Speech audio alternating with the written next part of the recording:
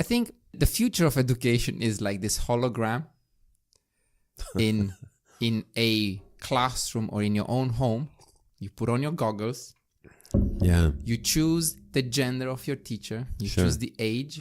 You choose the race. I the gotta say, accent. I hope it doesn't get to that point. As an educator, and just as somebody who's invested personally in the experience of education, I hope it doesn't get to that level. I think we're becoming dinosaurs. I don't know. Yeah, I mean, like maybe I'm the Luddite. I'm just holding back, hoping that it doesn't. Imagine doesn't happen putting like on your that, goggles and just deciding that you're going to study from yeah, Harvard. but then it's like I think then it becomes all too fabricated. You know, like at that point, it's all too much virtual reality.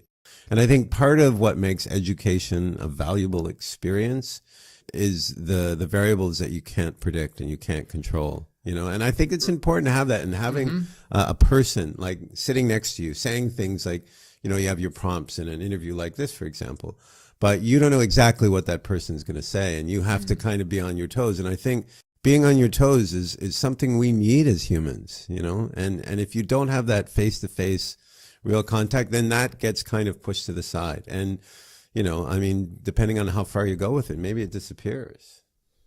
Or maybe you're just an idealist and we will totally be replaced by artificial intelligence, robots, virtual reality. I still think that our skills as teachers will be needed, because someone needs to record that hologram, right?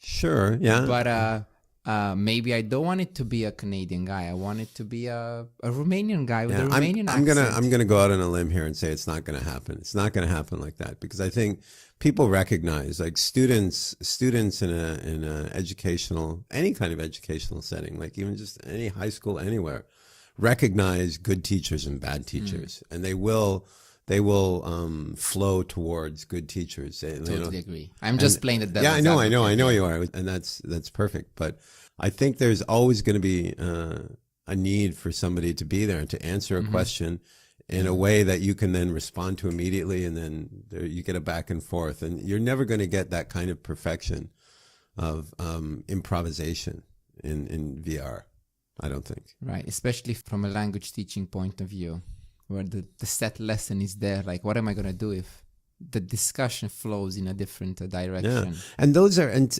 as well, and those are the good teachers, the ones who have learned that, okay, I got to be organized, got to be planned. I'm going to cover these things this week, but I'm a jazz musician. You know, like we were out last night watching jazz, and I was just so loving it, because you're like, you watch these musicians and they're so in the moment, and that's what it is, right? It's like being in the here and now. Like not worrying about the past, not stressing about the future, which is what teachers do, who plan and organize and over-organize. But being able to be in that moment right there when a student says something, and you saying something that's meaningful to them that they can then respond to, and you can get a back and forth going.